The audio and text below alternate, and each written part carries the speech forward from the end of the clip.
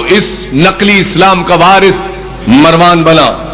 مروان گیا تو نقلی اسلام کا وارث مروان بن عبد الملک بنا.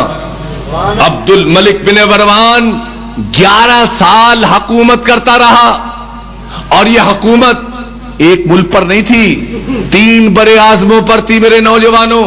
بر اعظم ایشیا، بر اعظم افریقہ اور بر اعظم یورپ، جہاں پر 200 ملک بنتے ہیں. اتنی بڑی شاہی تھی. نتیجتاً یہ سارے کے سارے وہ تھے جو نقلی اسلام میں دارو بھی پیا جاتا تھا، غلط کاریاں بھی کی جاتی تھی، بہت جرائم تھے جو اس منبر کی پاکیزگی کے تقاضے کے تحت میں سنا نہیں سکتا، کتابوں میں سب لکھا ہے. میرے بھائیوں، یہ جو مروان بن عبد الملک بنا تو اس کے بعد ہشام بن عبد الملک اتنی بڑی اسلامی حکومت کا بادشاہ بنا. یہ بھی نقلی اسلام تھا. نقلی اسلام میں نقلی مولوی بنے، نقلی تسبیحیں تیار ہوئیں، اذانیں ہوئیں، نمازیں ہوئیں. آل رسول کے سب خلاف تھے، اصلی اسلام کے خلاف تھے. 2 شہزادوں کی جنگ قرار دیتے تھے. جو حسین کا نام لے، نہ نہ نہ نہ نہ، بڑے بڑوں کی باتیں ہیں. بڑا تو حسین ہے، باقی تو سب چونٹیاں ہیں. ہشام بن عبد الملک اپنے 10 سال گزار کے مر گیا.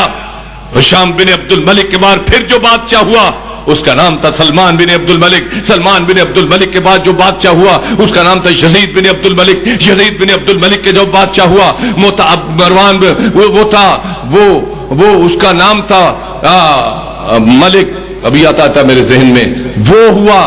اور اس کے بعد 6 ماہ جس شخص کو ملے وہ تھا عمر بن عبد العزیز. عمر بن عبد العزیز نے آتے ہی حکم دیا کہ باغ فدق فاطمہ کو دے دو. اس نے کہا. ولید بن عبد الملک تھا آخری.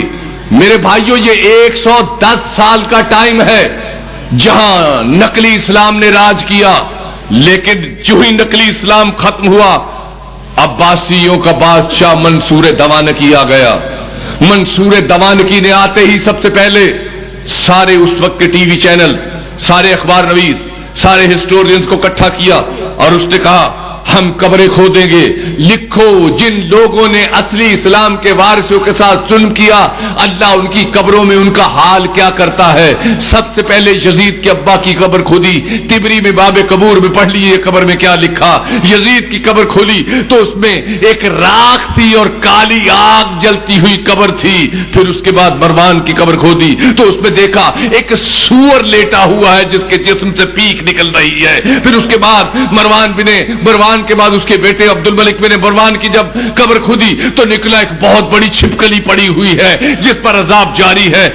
ہر بادشاہ کی قبر پہ یہ حال نکلا. پتہ چلا جو آل محمد کا دشمن ہوتا ہے اللہ اس کی قبروں میں بھی عذاب دے کر شکلیں بگاڑ دیتا ہے.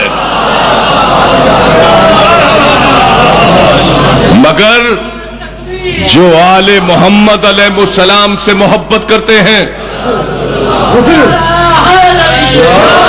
جو آل محمد علیہ السلام سے محبت کرتے ہیں، ان کی قبروں کو آج بھی کھول کر دیکھو، نور بھرے ہوئے ہیں. بہت دیر کی بات نہیں ہے، لاہور فیروز پر روڈ 18واں کلومیٹر وائڈننگ ہو رہی تھی. اس کی ایک سید محمود شاہ کا مزار تھا.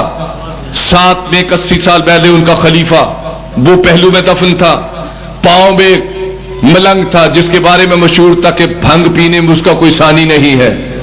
جب قبر میں سڑک پہ آ گئی، حکومت نے کہا کہ اس قبر کو گرانا ہے. میں بھی وہاں گیا، قبر کو گرایا گیا. ہزاروں لوگ تھے. جب مزار گرا ہزاروں لوگوں نے دیکھا، بما پولیس بما انتظامیہ، کہ وہ جو 80 سال پہلے شاہ محمود دنیا سے گیا تھا مگر علم سر پہ رکھتا تھا، علی علی کرتا تھا، اس کا کفن اس طرح سفید تھا اور تازہ پھولوں کی پتیاں اس طرح گلاب کی پڑی تھی جیسے ابھی کو چھوڑ کے گیا ہے. خود دیکھا، وضو میں ہوں، رمضان کی رات ہے، خود دیکھا. اور پھر وہ خلیفہ جو ان کا خلیفہ تھا اس کی قبر دیکھی تو سفید کفن، آنکھیں کھلی ہوئی، شاید کسی کا انتظار کر رہا ہے. پاؤں کی طرف وہ ملنگ جس کے بعد